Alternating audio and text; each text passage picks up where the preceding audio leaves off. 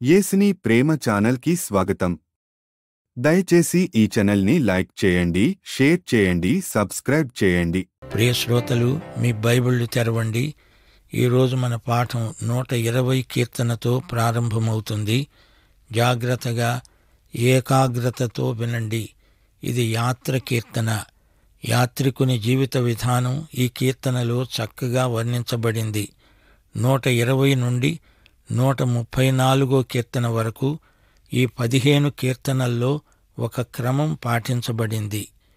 ఇది సంగీత బాణికి చెందిన క్రమం, సాంకేతిక వివరణ, యాత్రికులు అంచెల వారీగా చేసే మజిలీలు. సాంకేతిక వివరణ కూడా ఇందులో పేర్కొనబడింది. యాత్రికులు అంచెల వారీగా చేసే మజిలీలు. సంవత్సరానికి 3 సార్లు ఇశ్రాయేలు ప్రజలు సామూహిక ఆరాధన కోసమై యెరూషలేముకు యాత్ర కొనసాగిస్తూ పాడే కీర్తన. 134 కీర్తన వరకు మార్చి ఒక్కొక్క కీర్తన పాడుతూ ముందుకు సాగుతారు. ఇలాంటి యాత్రలోనే మరియ యోసేపులు యేసు బాలుణ్ణి గురించి ఎంతో వెతికారు. మీకు జ్ఞాపకముందా? పస్కా, పెంతెకోస్తు, పర్ణశాలల పండుగల్లో యెరూషలేములో ఇశ్రాయేలీయులందరూ ఈ విధంగా కూడుకునేవారు.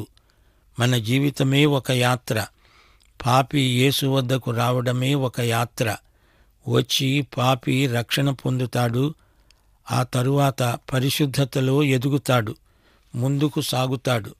కృపయందు, క్రీస్తు జ్ఞానమందు ఎదుగుతూ ఉంటాడు. ఇది ఆధ్యాత్మిక యాత్ర, ఊర్ధ్వముఖమైన యాత్ర. 120 కీర్తనతో ఈ యాత్ర ఆరంభమవుతుంది. నా శ్రమలో నేను యెహోవాకు మొర్రపెట్టాను, ఆయన నాకు ఉత్తరమిచ్చాడు. యెహోవా, అబద్ధమాడే పెదవుల నుండి, మోసకరమైన నాలుక నుండి నా ప్రాణాన్ని విడిపించు. మోసకరమైన నాలుక, ఆయన నీకేమి చేస్తాడు? ఇంతకంటే అధికముగా నీకేమి చేస్తాడు? తంగేడు నిప్పులతో కూడిన బాణాలను, బలాఢ్యుల వాడిగల బాణాలను నీ మీద వేస్తాడు. అయ్యో, నేను మేషేకులో పరదేశినై ఉన్నాను. కేదారు గుడారముల వద్ద కాపురమున్నాను. కలహప్రియుని వద్ద నేను చిరకాలము జీవించిన వాడను. నేను కోరేది సమాధానమే. అయినా మాట నా నోట రావటముతోనే వారు యుద్ధానికి సిద్ధపడతారు. శ్రోతలు, ఇది ఇశ్రాయేలును గురించిన ప్రవచనం. మేషేకు గుడారమా? అదేమిటి? ఇతడు యాపెతు కుమారులలో ఒకడు. ఆదికాండం 10వ అధ్యాయం 2వ వచనం. యాపెతు కుమారులు గోమెరు, మాగోగు, మాదయి, యాతాను, తుబాలు, మోషెకు, తీరసు అనేవారు. యాపెతు కుమారులలో నుండే అన్యజాతులు వచ్చాయి. ఇశ్రాయేలు ప్రజలు అన్యజాతుల మధ్య చెదరిపోయి ఉన్నారు. వారు మోషెకు ప్రాంతీయులు. కేదారు ఎవరు? ఇతడు ఇష్మాయేలు కుమారుడు. ఈ యాత్రికుడు అరబ్బుల మధ్య ఉన్నాడు. చుట్టూరా ఉన్న వారి నాలుకలపై అబద్ధాలున్నాయి. అన్యుల మధ్య వీరు అల్పసంఖ్యాకులు. ఈ అన్యజాతీయులు యుద్ధప్రియులు. ఈ యాత్రికుడు ఇశ్రాయేలు దిశగా పయనిస్తున్నాడు. యెరూషలేము శాంతినగరం. అది యాత్రికుని గమ్యం. ఈ కీర్తనను ఎక్కిపోయే కీర్తన అంటారు. యూదా కొండలలో ఎత్తైన ప్రదేశంలో యెరూషలేము నగరమున్నది. అందువల్ల యాత్రికులు అక్కడికి వెళ్లాలంటే ఎక్కి పైకి వెళ్ళాలి. దారిలో వారు ఈ యాత్రిక గీతాన్ని పాడుతారు. మనం విశ్వాసులం. మనం పరలోకాన్ని ఊర్ధ్వముఖంగా ప్రయాణం చేసి చేరుతాము. ఈ యాత్రిక కీర్తనల్లోని ఆధ్యాత్మిక సందేశాలు మనల్ని పైకి పరలోక దిశగా తీసుకువెడతాయి. ఈ యాత్ర కీర్తనలన్నీ చాలా చిన్నవి. ఈ 120వ కీర్తనలో గేయకారుని దీనావస్థను గుర్తించండి. కొండేలు పలికే వారి మూలంగా తనకి దురవస్థ కలిగింది. అబద్ధాలు, కపటాలు, అపనిందలు అన్ని వైపులా మనల్ని ఆవరించి ఉన్నప్పుడు మనం దేవునికి మాత్రమే మొర్రపెడతాము. అబద్ధాలాడే వారి నాలుకలు పదునైన బాణాల వంటివి, మండే అగ్నిలాంటి బాణాలవి. ఈ బాణాలకు దేవుడు ప్రతిబాణాలు వేస్తాడు. వారిని ఈ విధంగా శిక్షిస్తాడు. శత్రువైన సైతానుతో మనం ఎట్టి పరిస్థితుల్లోనూ రాజీ పడేది లేదు. ఇప్పుడు 121 కీర్తన. ఈ యాత్రికుడు అల్లంత దూరాన తన గమ్యస్థానాన్ని చూస్తున్నాడు. అదిగో యెరూషలేము, అవిగో కొండలు. కొండల తట్టు నా కన్నులెత్తుతున్నాను, తల పైకెత్తి చూస్తున్నాను. నాకు సహాయం ఎక్కడి నుంచి వస్తుంది? యెహోవా వల్లనే నాకు సహాయం. ఆయన భూమి ఆకాశములను సృజించినవాడు. కొండలపై నుండి యెహోవా సహాయం పంపుతాడు అనే ఆశాభావాన్ని యాత్రికుడు వ్యక్తం చేస్తున్నాడు. యాత్రికునికి సాయం చేసేది కొండలు కాదు, వాటికి పైగా ఉన్న దేవుడు. యెరూషలేముకు వెళ్లాలంటే కొండల మధ్య ప్రయాణం చెయ్యాలి. అవి యూదయ్య కొండలు. కొండల మీద అన్యదేవతా విగ్రహాలుంటాయి. యిర్మీయా 3:23 నిశ్చయముగా కొండల మీద జరిగినది మోసకరం, పర్వతముల మీద చేసిన ఘోష నిష్ప్రయోజనం. నిశ్చయముగా మా దేవుడైన యెహోవా వలన ఇశ్రాయేలీయులకు రక్షణ కలుగుతుంది. ఆయన నీ పాదము తొట్టిల్లనివ్వడు, నిన్ను కాపాడేవాడు కునుకడు, నిద్రపోడు. యెహోవాయే నిన్ను కాపాడేవాడు. నీ కుడిప్రక్కన యెహోవా నీకు నీడగా ఉంటాడు. పగలు ఎండ దెబ్బైనా నీకు తగలదు, రాత్రి వెన్నెల దెబ్బ అయినా నీకు తగలదు. ఏ అపాయము రాకుండా యెహోవా నిన్ను కాపాడతాడు. ఇది మొదలుకొని నిరంతరము నీ రాకపోకలయందు యెహోవా నిన్ను కాపాడతాడు. ప్రియశ్రోతలు వింటున్నారా? యాత్రికునికి క్షేమము, భద్రత వాగ్దానం చేయబడినవి. తొట్టిల్లకుండా పట్టుకొని కాపాడుతాడు. రాకపోకలలో యాత్రికునికి కాపుదల హామీ ఇవ్వబడింది. 1 పేతురు 1:5 కడవరి కాలమందు బయలుపరచబడడానికి సిద్ధంగా ఉన్న రక్షణ మీకు కలుగునట్లు విశ్వాసము ద్వారా దేవుని శక్తి చేత కాపాడబడే మీకోసము ఆ స్వాస్థ్యము పరలోకమందు భద్రపరచబడి ఉన్నది. చూచారా? మీరు దేవుని శక్తి చేత ఇక్కడ కాపాడబడుతూ ఉండగా అక్కడ పరలోకంలో స్వాస్థ్యం మీకోసం భద్రపరచబడి ఉంటుంది. మీకు కాపుదల, మీ స్వాస్థ్యం భద్రం.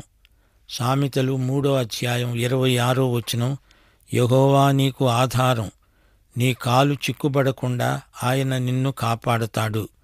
కీర్తనలు 37:24 యెహోవా అతని చెయ్యి పట్టుకుని ఉన్నాడు గనుక అతడు నేలపై బడినా లేవలేక ఉండడు. 1 సమూయేలు 2:9 హన్నా ప్రార్థన. తన భక్తుల పాదాలు తొట్టిల్లకుండా ఆయన వారిని కాపాడతాడు. యూదాపత్రిక 24-25 ఆశీర్వచనం ఎంతో అర్థవంతమైనది. తొట్టిల్లకుండా మిమ్ములను కాపాడడానికి ఆయన సమర్థుడు. ఇశ్రాయేలును కాపాడేవాడు కునుకడు, ఆయన నిద్రపోడు. దివారాత్రులు ఆయన మనలను కాపాడుతూనే ఉంటాడు. పగలు ఎండదెబ్బ నుండి కాపాడుతాడు, రాత్రిపూట వెన్నెల దెబ్బ. వెన్నెల దెబ్బ తిన్నవారు చాంద్ర రోగులు పిచ్చివాళ్లైపోతారు. రాకపోకలలో మనకు సహాయపడే దేవుడున్నాడు, ఆయనకే స్తోత్రం. 121 కీర్తన మనలో చాలామందికి కంఠతావచ్చు. ఈ కీర్తన శీర్షిక విశ్వాసి యాత్రలో సంరక్షణ గీతం. ఇది కాపుదల పాట. యూదయ్య కొండలవిగో, వాటిపైన యెరూషలేము నగరం. ఆ కొండలు ఎక్కబోయే ముందు తలెత్తి చూస్తే యాత్రికుడికి యాత్రా సాఫల్య భావన కలుగుతుంది. కొండలపైగా యెరూషలేము, యెహోవా నామము అక్కడ ఉంది. ఆయన ఈ విశ్వాన్ని సృజించినవాడు, సర్వశక్తిమంతుడు. విశ్వాసులందరికీ ఆయనే గొప్ప సహాయకుడు. జీవితయాత్రలో మనకు నడుపుదల, కాపుదల ఆయనే. యాత్రికుడి పాదాలు తొట్టిల్లుతాయి. యాత్రికుడు అడపాదడపా తప్పటడుగు వేస్తాడు. అయినా దేవుడు అట్టి ప్రమాదముల నుండి కాపాడతాడు. మనకు నిద్ర వస్తుంది గాని ఆయన నిద్రపోడు. ఆయన నిత్యుడు, శాశ్వతుడు. ఆయనకు అలసట అంటూ ఉండదు. మన జీవితం ఎలాంటిది అనుకుంటున్నారు? నిద్రపోయే దేవుడు కన్న కల కాదిది. సత్యదేవుడు తన వారిని ఎప్పుడూ కనిపెట్టి చూస్తూ ఉంటాడు. విశ్వాసులకు అందరిలాగే సూర్యచంద్రగోళాల ప్రభావం వల్ల ఇబ్బంది కలుగుతుంది. వీరికి వారిలాగే వడదెబ్బ తగలవచ్చు. ఇతరులకు వచ్చినట్లు కష్టాలు, ప్రమాదాలు, మరణం రావచ్చు. అయితే దేవుడు విశ్వాసులను కాపాడతాడు. విశ్వాసులకు నాశనం వాటిల్లదు. దేవుడే వీరికి జీవిత భీమా. అదే విశ్వాసుల ధీమా. విశ్వాసులకు ఉత్తరోత్తర మేలు కలగడానికి దేవుడు అనుమతించినవి మాత్రమే వారికి సంభవిస్తాయి. ఈ సందర్భంలో రోమాపత్రిక 8వ అధ్యాయం 28వ వచనం మనకు జ్ఞాపకమొస్తుంది. దేవుణ్ణి ప్రేమించే వారికి, అనగా ఆయన సంకల్పము చొప్పున పిలువబడిన వారికి సమస్తము వారి మేలుకే సమకూడి జరుగుతుంది అంటే ఆయన జరిగిస్తాడు. దీనికంతటికీ అంతిమ ఫలితం ఎలా ఉంటుందో మనకు తెలియదు గాని ఆయనకు తెలుసు. మనకైతే విశ్వాసమున్నది.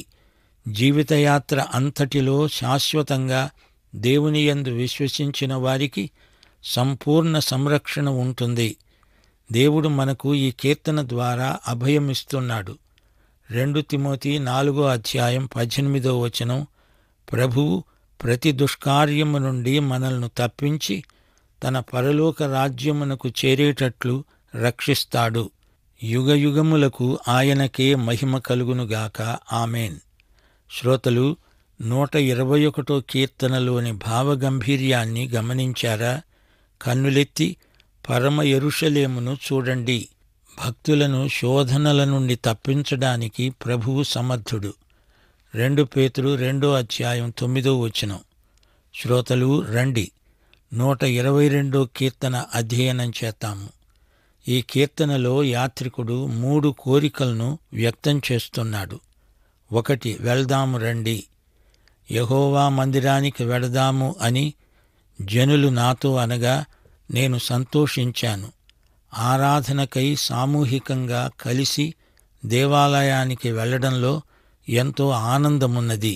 2, స్తుతిద్దాము రండి. 2 నుండి 5వ వచనం వరకు. యెరూషలేమా, మా పాదములు నీ గుమ్మాలలో నిలిచాయి. బాగా కట్టబడిన పట్టణానికి, ఇశ్రాయేలుకు నియమింపబడిన శాసనమును బట్టి యెహోవా నామమునకు కృతజ్ఞతాస్తుతులు సమర్పించేందుకు వారి గోత్రములు, యెహోవా గోత్రములు అక్కడికి వెడతాయి. అక్కడ న్యాయము తీర్చడానికి సింహాసనములు స్థాపించబడి ఉన్నాయి. రండి, స్తుతిద్దాము. అది పరిశుద్ధ స్థలం. అది దావీదు రాజధానీ నగరం. గోత్రాలన్నీ అక్కడ చేరి తమ దేవుణ్ణి స్తుతిస్తాయి. శ్రోతలు రండి, దేవుణ్ణి స్తుతించి ఆరాధింతాము. 3, ప్రార్థన చేసుకుందాము రండి. 6వ వచనం, యెరూషలేము క్షేమము కోసం ప్రార్థన చేయండి. యెరూషలేమా, నిన్ను ప్రేమించేవారు వర్ధిల్లుతారు. నీ ప్రాకారములలో నెమ్మది కలుగునుగాక, నీ నగరులలో క్షేమము కలుగునుగాక అని నేనంటాను. నా సహోదరుల నిమిత్తము, నా సహవాసుల నిమిత్తము నీకు క్షేమము కలుగునుగాక. మన దేవుడైన యెహోవా మందిరము నిమిత్తము నీకు మేలు చేయడానికి ప్రయత్నిస్తాను. శ్రోతలు వింటున్నారా? యాత్రికుడు యెరూషలేములో సీయోను కొండపై దేవుణ్ణి ఆరాధించటం గొప్ప అనుభూతి. ఇది ప్రవచనం. 1000 ఏండ్ల పాలనలో ఇశ్రాయేలీయులు ఒక జాతిగా సమకూడి యెరూషలేము పురావైభవాన్ని తలపించే రీతిగా ఉద్రేకభరితులై దేవుణ్ణి స్తుతిస్తారు. ఇది భవిష్యత్తులో నెరవేరబోయే ప్రవచనం. హోషేయ 3వ అధ్యాయం 4-5 వచనాలు. నిశ్చయముగా ఇశ్రాయేలీయులు చాలా దినములు రాజు లేక, అధిపతి లేక బలి అర్పించకుండా ఉంటారు. దేవతాస్తంభాన్ని గాని, ఎఫోదును గాని, గృహదేవతలను గాని ఉంచుకొనరు. తరువాత ఇశ్రాయేలీయులు తిరిగి వచ్చి తమ దేవుడైన యెహోవా వద్ద, తమ రాజైన దావీదు వద్ద విచారణ చేస్తారు. ఈ దినముల అంతమందు వారు భయభక్తులు కలిగి యెహోవా అనుగ్రహము నొందడానికి ఆయన వద్దకు వస్తారు. 1000 ఏండ్ల పరిపాలనలోని యెరూషలేమును ప్రవచన రీతిగా ఈ కీర్తనలో చూస్తాము. అప్పుడు యూదులందరూ ఆధ్యాత్మికంగా సమైక్యమై ఉంటారు. అప్పుడు యుద్ధాలుండవు. అది శాంతి రాజ్యం, శ్రేయోరాజ్యం. అది మహాయెరూషలేము. ఇశ్రాయేలు జాతికి అది స్వర్ణయుగం. శ్రోతలు వింటున్నారా? దేవుణ్ణి ప్రేమించే వ్యక్తి ఎవరైనా సరే దేవుని ఆరాధనను ఎంతో ప్రేమిస్తాడు. దేవుని ప్రజలను, దేవుని వాక్యాన్ని ప్రేమిస్తాడు. దేవుని ఇంటిని గురించిన మన వైఖరి మన ఆధ్యాత్మిక స్థితికి అద్దం పడుతుంది. హెబ్రీ పత్రిక 10వ అధ్యాయం 25వ వచనం ఈ విషయంలో ఏమంటోంది? కొందరు మానుకుంటున్నట్లుగా సమాజముగా కూడడం మానకండి. ప్రేమ చూపడానికి, సత్కార్యాలు చేయడానికి ఒకరినొకరు పురికొల్పాలి. యెరూషలేము ఇశ్రాయేలు రాజధాని. పరిపాలనకే కాదు, ఆరాధనకు అది కేంద్రస్థానం, దేవనగరం. 12 గోత్రాల వారిని ఒకే త్రాటిపై నడిపించే దివ్యశక్తి ఆ నగరంలో ఉంది. ఆరాధన కోసం సంవత్సరానికి కనీసం 3 సార్లైనా అక్కడికి వెళ్లాలని దేవుడు తన ప్రజలకు ఆజ్ఞాపించాడు. వారందరికీ కేంద్రం ఒకటే. వారికి ఒకే హృదయం, ఒకే విశ్వాసం ఉండాలని దేవుని చిత్తం. అయితే కొత్త నిబంధన కృపాకాలంలో ఉన్న మనకు లోకంలో ఒక ప్రత్యేక కేంద్రమంటూ లేదు. పైన ఉన్న పరమ యెరూషలేమే మన నగరం. గలతీ పత్రిక 4వ అధ్యాయం 26వ వచనం, పైనున్న యెరూషలేము స్వతంత్ర నగరం, అది మనకు తల్లి. హెబ్రీ పత్రిక 12వ అధ్యాయం 22వ వచనం, జీవము గల దేవుని పట్టణానికి అనగా పరలోకపు యెరూషలేముకు, దేవుని వద్దకు మనము వచ్చాము. ఈ రోజున మనం క్రీస్తునందే ఉన్నాము. మన కేంద్రం క్రీస్తే. దేవునికి స్తోత్రం. ప్రేమ కలిగి సత్యము చెబుతూ క్రీస్తు వలె ఉండడానికి మనము అన్ని విషయాలలో ఎదుగుదాము. ఇశ్రాయేలు జాతి సమైక్యతకు యెరూషలేములో శాంతి ఎంతైనా అవసరం. అందులో పోరాటాలు, చీలికలు ఉంటే అది మొత్తంగా ఆ జాతి మనుగడకే గొడ్డలిపెట్టు. వివిధ గోత్రాల వారు కలిసి రావాలంటే యెరూషలేములో సమైక్యత ఉండాలి. లేకపోతే వారు కలిసికట్టుగా రాలేరు. ప్రజల మేలును, దేవుని ఇంటి క్షేమాన్ని దృష్టిలో ఉంచుకొని గేయకారుడు యెరూషలేము సమాధానం కోసం ప్రార్థిస్తున్నాడు. ఈ రోజున మన సంఘాల పరిస్థితి చూడండి. చీలికలు, పరస్పర కలహాలు ఉంటే సంఘం ఎదుగుదల కుంటుపడుతుంది. అందరూ రాలేరు. అభ్యంతరాలు ఏర్పడతాయి. దేవుని ప్రజల కోసం, దేవుని నామ మహిమ కోసం, సంఘాలలో ఐక్యత, సమాధానాల కోసం పరిశుద్ధాత్మ సహాయంతో కృషి చెయ్యాలి. కొలసీ పత్రిక 3వ అధ్యాయం 15వ వచనం అంటోంది, క్రీస్తు అనుగ్రహించే సమాధానము మీ హృదయాలలో ఏలుతూ ఉండనివ్వండి. ఇందుకోసమే మీరు ఒక్క శరీరముగా పిలువబడ్డారు. మన దేవుడైన యెహోవా మందిరము నిమిత్తము నీకు మేలు చేయడానికి ప్రయత్నిస్తాను. ప్రతి క్రైస్తవుని ఆదర్శం ఇదే. క్రీస్తు యొక్క సంఘానికి, ప్రజలకు మేలు కలిగే మార్గాలనే ఎల్లప్పుడూ ఆలోచిస్తూ ఉండాలి. ప్రియశ్రోతలు వింటున్నారా? 120వ కీర్తన 7వ వచనం, నేను కోరేది సమాధానమే అంటున్నాడు గేయకారుడు. అయితే అతని సమకాలికులు కయ్యానికి కాలు దువ్వుతున్నారు. 121వ కీర్తనలో ప్రశ్న, నాకు సహాయము ఎక్కడి నుంచి వస్తుంది? మన వనరులన్నీ క్రీస్తునందే ఉన్నాయి. మనల్ని అపాయముల నుండి తప్పించే దేవుడు మనకున్నాడు. యేసు ప్రభువు మనకు నమ్మకమైన సహాయకుడు. రాకపోకలలో కాపాడతాడు. ఆయన యందే మనకు క్షేమము, భద్రత. 122వ కీర్తనలో గేయకారుని ఉద్రేకం చెప్పతరం కాదు. యెహోవా మందిరానికి ఒక సమూహంగా తరలివచ్చారు. ఈ సన్నివేశం అందరికీ ఉత్సాహం కలిగిస్తుంది. యెరూషలేము కోసం ప్రార్థించండి అంటున్నాడు. 1 రాజులు 7వ అధ్యాయం 7వ వచనం, యెరూషలేములో తీర్పు సింహాసనముంది. తాను తీర్పు తీర్చడానికి కూర్చునేందుకు సొలొమోను ఒక అధికార మంటపాన్ని కట్టించాడు. దాని నట్టిల్లు కొన మొదలు దేవదారు కర్రతో కప్పబడింది. మన పరమ యెరూషలేము వైభవం వర్ణనాతీతమైనది.